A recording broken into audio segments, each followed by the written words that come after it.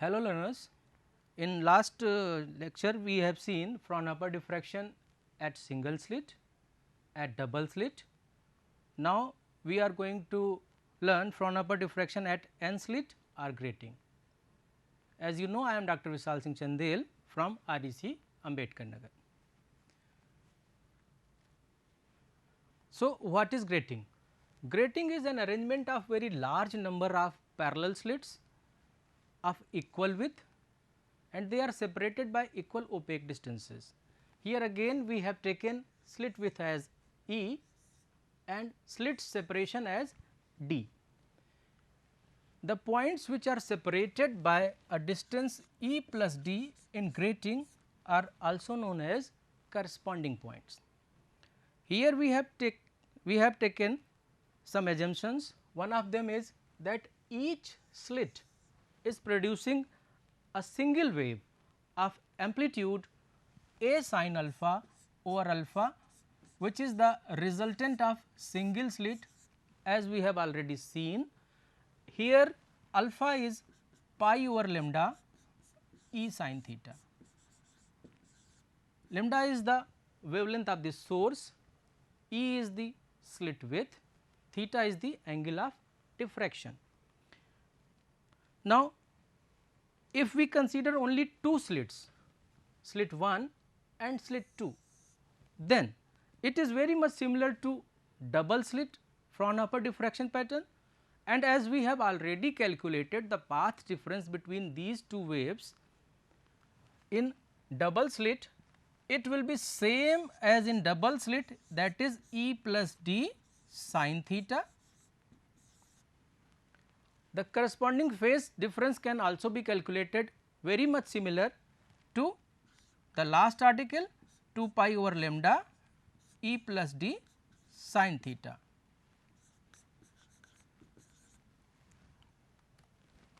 So, the path difference is known, the phase difference is known, and it is same for consecutive slits or consecutive waves. And again, as we know that the resultant amplitude and phase of n simple harmonic waves of equal amplitude, equal frequency, but phase increasing in arithmetical progression is given by the expression here. Here A is the amplitude of the individual wave, n is the number of waves, delta is the phase difference between consecutive waves.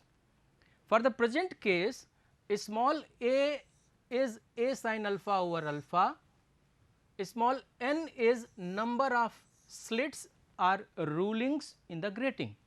So, by replacing this A and this small n, in this expression we have A sin alpha over alpha sin n pi over lambda E plus D sin theta as delta over sin pi over lambda E plus D sin theta. Here again we replace this pi by lambda E plus D sin theta by beta.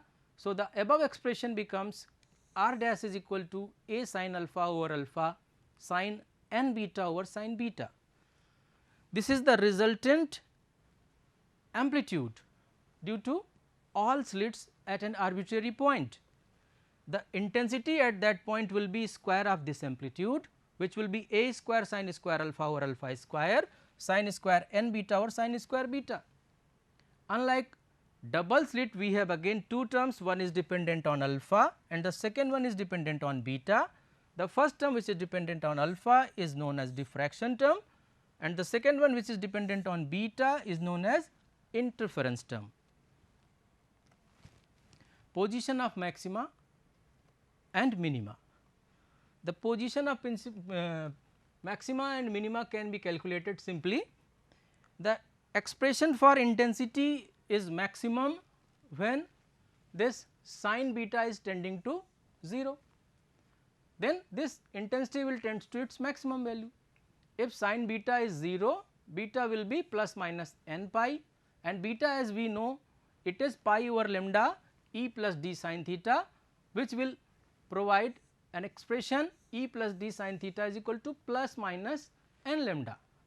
This is very important equation and it is known as grating equation also. Here n is 0, 1, 2, 3, 4 and so on, n is any integer and is the order of the spectra. We can see that there is plus minus sign. This plus minus sign indicates that corresponding to this n is equal to 0, we have 0 order maxima. So, there exist maxima of same order on either side of this 0 order principal maxima. Now, if beta is tending to 0, if we replace beta sin beta is equal to 0 directly in last expression of intensity, we have 0 by 0 form, which is indeterminate. So, we will calculate the expression for beta tending to plus minus n pi, which can be solved by L'Hospital rule as here, limiting value of beta tending to plus minus n pi, sin n beta over sin beta will be like this, n cos n beta over cos beta, that is plus minus n. We can replace this sin n beta over sin beta with the square term as n square. So, intensity of principal maxima is n square times a square sin square alpha over alpha. The variation of a square sin square alpha is shown here, while sin square n beta or sin square beta is shown here, and when these two are superimposed, the resultant is like this: a square sin square alpha over alpha square sin square n beta over sin square beta. So, in this we have very important equation, grating equation. Here n is order, corresponding to 0 we have 0 order, and for n is equal to 1 and minus 1 we have two values on either side of 0 order principal maxima. Minima is again very simple, intensity will be 0 when this term is 0. So, this demands n beta is equal to plus minus m pi. Again m is any integer and m is integer, then m is 0, 1, 2, 3 so on, 0, 1, 2, 3 and so on. If we replace m is equal to 0 over here, the expression which is for minimum will correspond to 0 order principal maximum equation. So, in case of minima we cannot take m is equal to 0. Similarly, if m is capital N, the equation for minima will correspond to first order principal maxima. So, again m cannot be capital N, because this will provide 0 order principal maxima, this will provide first order principal maxima, this will provide second order principal maxima. So, m can be other than these values. So, m is 1, 2, 3 and so on up to n minus 1, n is not there, n plus 1 is there. So, we can see that there are n minus 1 minima between two principal maxima. It is possible only if there are n minus 2 maxima other than these principal maxima already seen. These maxima are secondary maxima and these can be calculated by simply differentiating the expression of intensity with respect to beta. If we differentiate expression of intensity with respect to beta, we have an expression like this: n tan beta is equal to tan n beta. From this relation we can calculate the value of sin n beta with the help of triangle, which is sin n beta is equal to n times tan beta over under root n square tan square beta plus 1.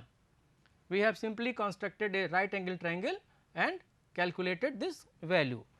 So, the intensity of secondary maxima will be a square sin square alpha over alpha square, and this sin square n beta is replaced by square of this term as n square tan square beta over sin square beta n square tan square beta plus 1. If we simply take the ratio of secondary maxima to principal maxima, it is approximately 1 over n square.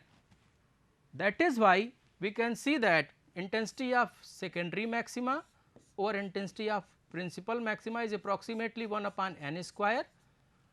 That is why the intensity of secondary maxima is too small too low and they are not observed in normal spectrum. Overlapping of orders. Overlapping of orders occurs in the higher order of spectrum. You can see that the grating equation is given as E plus d sin theta is equal to plus minus n lambda. This grating equation can be satisfied by several values of lambda with appropriate values of order n. For example, we have taken 3 wavelengths in 3 different orders. One is 7000 angstrom, second one is 5250 angstrom and third one is 4200 angstrom in third order, fourth order and fifth order.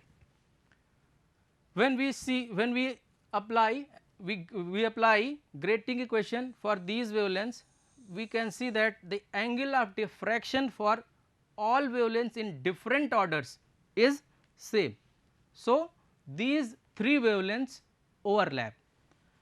When these wavelengths overlap, they have again some advantage. This advantage can be utilized for determination of unknown wavelengths. It is known as method of coincidence. Now, the width of principal maxima. This is any nth order principal maxima. The grating equation for nth order principal maxima is given as E plus d sin theta is equal to plus minus n lambda.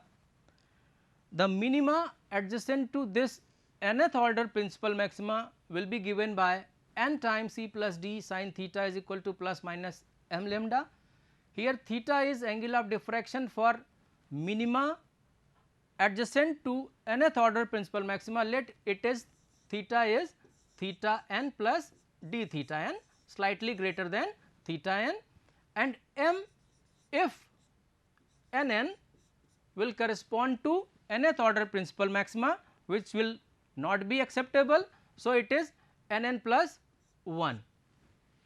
On replacing theta by theta n plus d theta n and m by nn plus 1, we have equation here as n times E plus d sin theta n plus d theta n is equal to nn plus 1 lambda. On expanding, then we have equation like this: n times E plus d sin theta n cos delta theta plus cos theta n sin delta theta is equal to lambda plus n times lambda n. As this delta theta is very small, cos theta will correspond to approximately 1 and sin theta will correspond to theta. On replacing them, we have an expression like this: n times E plus d cos theta n delta theta is equal to lambda, and our requirement is here delta theta. This can be calculated as lambda over E plus d n times cos theta n.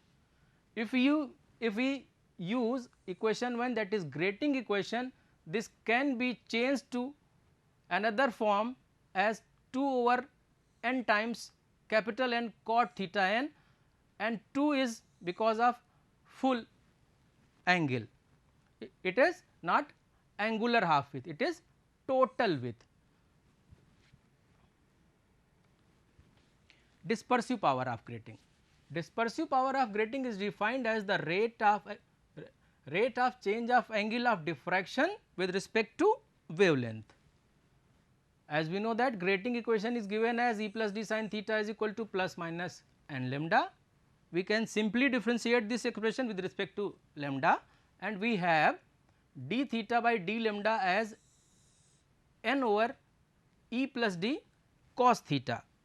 We can see that the dispersive power is directly proportional to order, inversely proportional to grating element and inversely proportional to cos of angle of diffraction. So, it means the angular separation between two wavelengths in second order will be more than in first order. Resolving power of an instrument.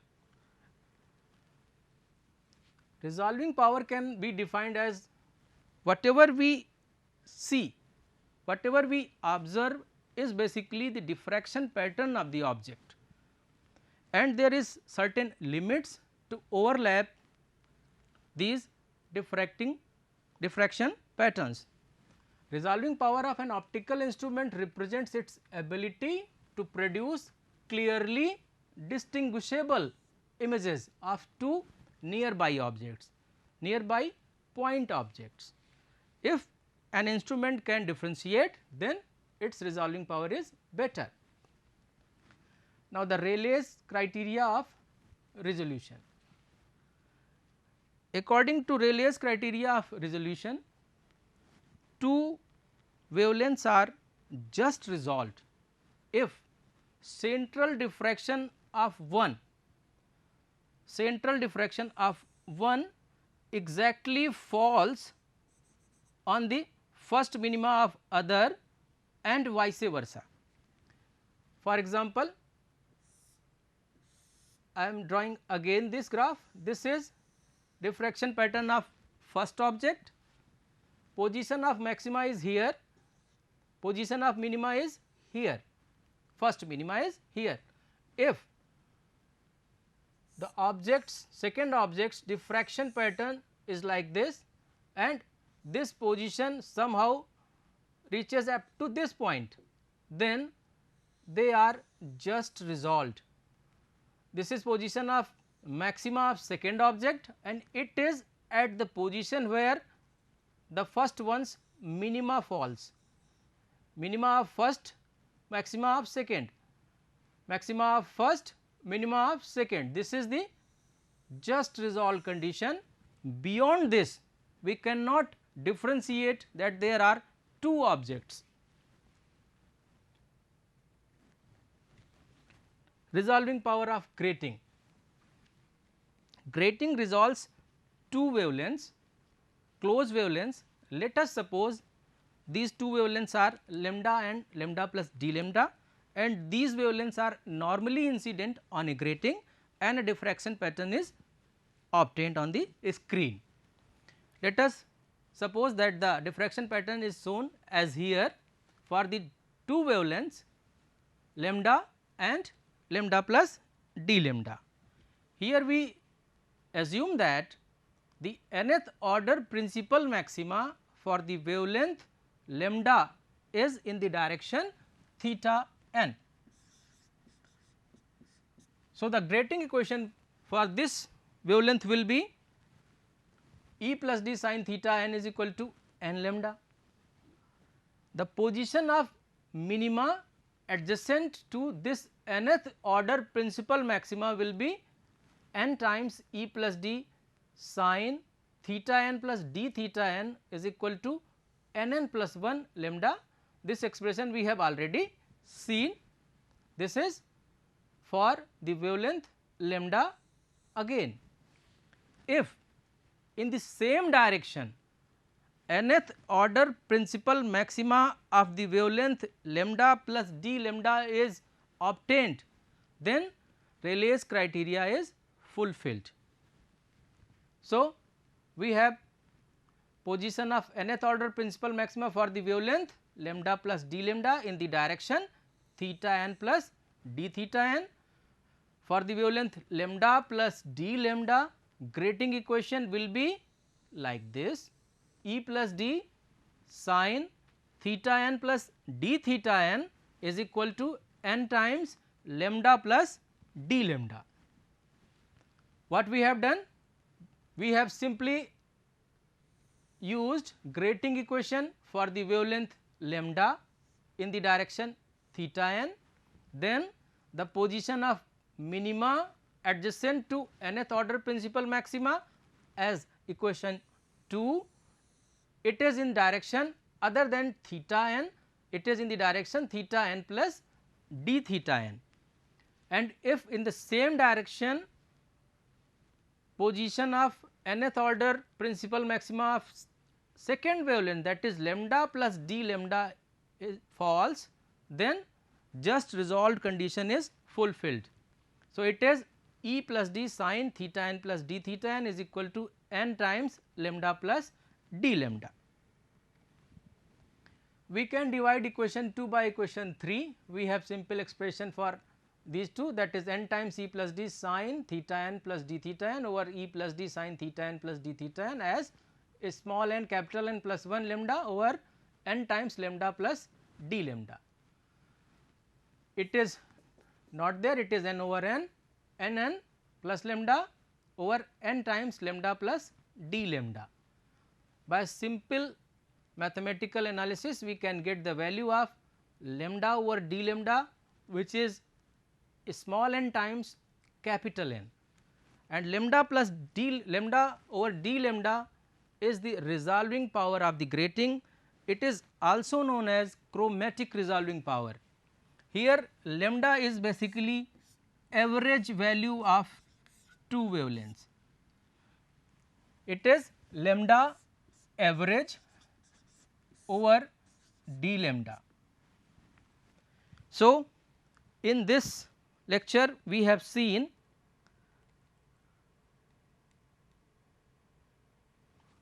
grating. Grating is nothing but the arrangement of very large number of parallel slits of equal width separated by equal opaque distances. Here we have taken few assumptions, some of them are as each slit is producing a single wave of amplitude a sin alpha over alpha, that is a sin alpha over alpha with alpha as pi over lambda e sin theta, and if we consider two slits, it is similar to Fraunhofer diffraction at double slit, and the path difference between these two slits, between these two waves is e plus d sin theta as in double slit. The corresponding phase difference between these two waves will be 2 pi over lambda e plus d sin theta. Here we have used a term e plus d, it is also known as grating element, and the points which are separated by a distance e plus d in grating are known as corresponding points. Then this data was directly used in this expression as r is equal to a sin n delta by 2 over sin delta by 2.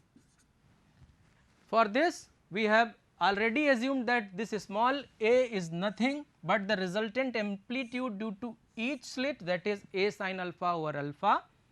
A small n, that is number of waves, here is number of slits or rulings, that is capital N, and delta we have calculated from the geometry as 2 pi over lambda e plus d sin theta. On replacing these parameters, we have expression like this as I is equal to a square sin square alpha over alpha square sin square n beta over sin square beta. Again two terms will correspond to diffraction term and interference term. The first term which is dependent on alpha is diffraction term, the second term which is dependent on beta is known as interference term. Position of maxima and minima, first we have calculated principal maxima which was corresponding to sin beta tending to 0, that is sin beta is equal to 0, beta is equal to plus minus n pi, which will give you a equation like this, e plus d sin theta is equal to plus minus n lambda. This is very important equation, grating equation. Here n is order of the spectra. For n is equal to 0 we have 0 order spectra. Here we can one can see that if n is equal to 0 and we have polychromatic light, the angle of diffraction for all the wavelengths will be same, that is there is no spectra in 0 order, and the plus minus sign indicates that there are two spectra of same order on either side of principal maxima. That is why in grating multiple spectra are formed. When we calculate intensity corresponding to beta is equal to plus minus n pi, the expression is like this 0 by 0, which is indeterminate. So, we have calculated the value for beta tending to plus minus n pi, and for limit beta tending to plus minus n pi, the intensity of principal maxima corresponds to I p is equal to n square times a square sin square alpha over alpha square. Similarly, minima was calculated, that if this term is 0, which was n beta is equal to plus minus m pi, and m was any integer, but m cannot take values 0, capital N, 2n, 3n and so on, because if m is 0 it will correspond to 0 order principal maxima, if m is capital N it will correspond to first order principal maxima and so on. So, we have discarded these two values, which has given us a new idea that there are n minus 1 minima between these two principal maxima, and it is possible only if there are n minus 2 maxima other than principal maxima we have discussed. So, these maxima can be calculated by differentiating the expression for intensity with respect to beta, which is here. This term was used to calculate the intensity of secondary maxima, and intensity of secondary maxima is given over here. Then we have seen overlapping of orders, which was very simple, with a principal maxima, dispersive power of grating and resolving power. In resolving power we have seen that resolving power of grating is very large. Why? Because of this small n and capital N. Capital N in case of grating, in normal grating, it is approximately 15,000 per inch. That is why resolving power of grating is very large compared to other devices used in lab, that is prism, etc. Thank you, learners.